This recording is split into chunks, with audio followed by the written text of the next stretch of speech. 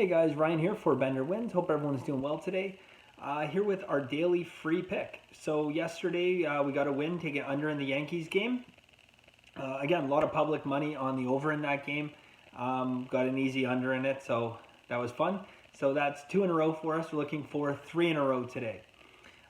Before I get into today's pick, really quickly, 2 things. One, I posted another video, guys. It's up on YouTube now. I'll post a link down in the description if you guys want to watch it. Again, it basically, the topic of it is, why do we bet on sports? You know, what's the end purpose of all of this, guys? Like, do you have a goal? Do you have a game plan? Like, why are you personally betting on sports? Is it just for kicks? Or are you looking to make money? Do you have plans for that money? So guys, have a look at that. It's worth watching. The second thing, something I just want to touch on, and it's very, very important. Yesterday, Texas played against Houston. Houston hit minus 500 money line in that game. Minus 500. I mean, you have to lay $500 to win 100. There's no way on earth that laying 500 to win 100 in baseball is ever going to be beneficial for you. You can't. I mean, absolutely can't. And I actually went because I had a bit of a discussion online about how someone was saying, absolute law, can't lose. No such thing in baseball. Really, no such thing. Even at minus 500, no such thing. And Texas actually stayed with them in that game, guys. I think they only won. I didn't see the end of it. They only won by a run, though, I think. So are you going to lay 500 to win 100, only win by 1 run? I don't think so. But I did something for you guys here, and for me too. I created another system. I went and I back-checked this because there's no way that there's any value in laying 500 to win 100. But I figured there's got to be value the other side of that. I knew there was. I was 100% confident there was, because very few lines come up like this. So I backdated this, going back a number of years, and found that it's extremely profitable to just blindly bet teams that are plus 340 or higher. So if a team comes up at plus 340, it doesn't matter how good the other team is, how terrible this team is.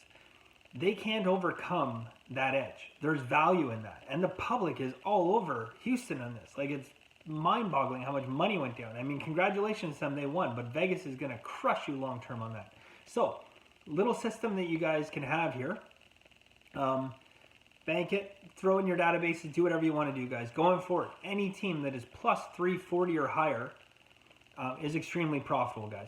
It's actually, going back to 2006, would give you a 74.3% ROI. To put that into context, guys, in this business, like, we look for a 5 to 10% ROI. Like a 5% ROI, you make a good living. 74.3% betting on these underdogs. If you bet $100 on every game, you'd be up over $2,000. So that system requires no further analysis other than the fact that at a certain point, you can't find value betting favorites. And people continue to bet favorites, and they continue to push those lines up. And it's almost like that self-fulfilling prophecy when, people think, oh, well, they're minus 400 favorites. How could they lose, right? And people keep betting. The lines go up, 450, 480, 500. At 500, you can't make money betting a favorite, guys. So this is the play. If you ever see that again, don't touch the favorite. Don't argue with me about it because you're wrong. And if you want, there's value on the underdog, guys. How often are you going to win? 37% of the time. So you're going to lose most of the time, but 37% of the time. Doesn't that sound high? You get teams here at, plus 340, and you're still winning 37% of the time. That's baseball, though, guys. Anyone can win on any day. Any pitcher could go out, I don't care who it is, and get roughed up for 6 runs in the first inning. I don't care who it is. So don't bet the favorites, guys. Bet the dogs in that, or don't touch the games. Pass the message along, guys, because Vegas loves it when you guys lay 500 to win 100. Anyways, that's enough of that. On to today's game. So today's game, we like a favorite. We're laying 600. I'm just kidding. All right. So on to today's game for real. So we're actually going to one of the, outside of like my database, I use, some of you guys have been asking about it. I use Sports Insights. able to get a lot of data, and I have created, they have a thing called Bet Labs, and you can kind of, create some things on there and whatnot. So a couple models that actually look pretty good on there.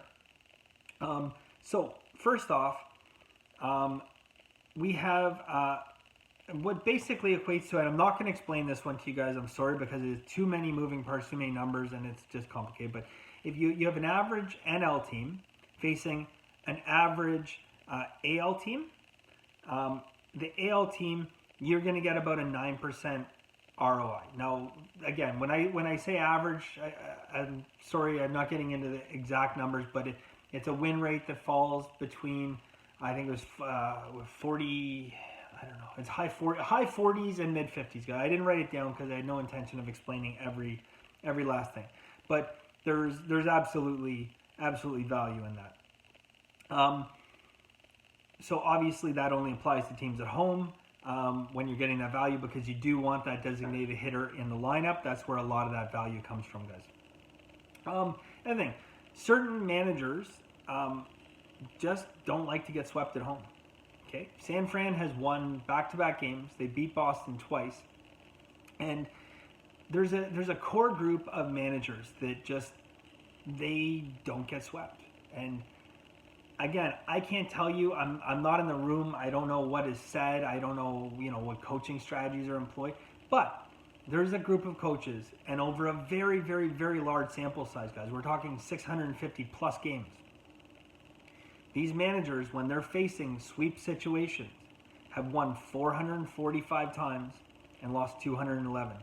Okay, that's good for 67.8%. Just this year, that system of those managers, following these managers that don't like to get swept at home, 21-10. So these are really, really solid numbers, guys. Alex Cora, one of those guys. In fact, Alex Cora, if you go back the last few years, 6-1 in those games. Okay, now we like Boston to cover. Stuck on football, guys. We like Boston to win this game outright. You know me, guys. Normally I find value in underdogs, and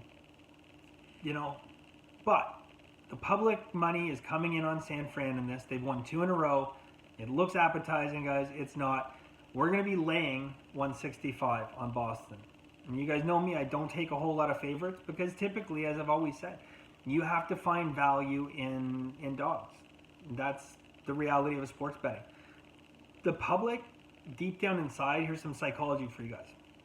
Deep down inside, when someone walks up to that betting window, they want to win.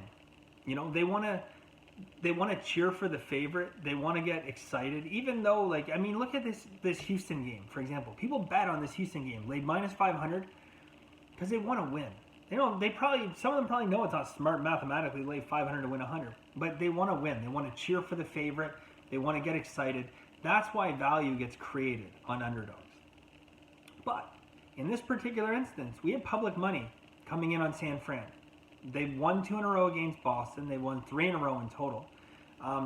Boston's looked not great, but I'm telling you guys, they're going to bounce back in this game. We're taking Boston. We're laying 165. It's a rare favorite I'm throwing at you guys, so enjoy. We're going for 3 in a row. Sorry, I went with an easy one for 3 in a row. There's no such thing as easy ones. No such thing as easy ones in sports betting. But you know what I mean. We didn't take a plus 350 underdog today. Anyways, guys, that's it. As always, thank you very much. Really appreciate it. Any questions, anything you guys might have, feel free to let me know. I'll try to get back to you guys and answer as fast as I can. Remember, check out that other video. I'm going to post that link down in the description so you can check it out, guys. It's really worth watching, because I think it's going to change your mindset and your approach to why you're sports betting. Okay? Anyways, guys, that's it. So, as always, have a very lucky day.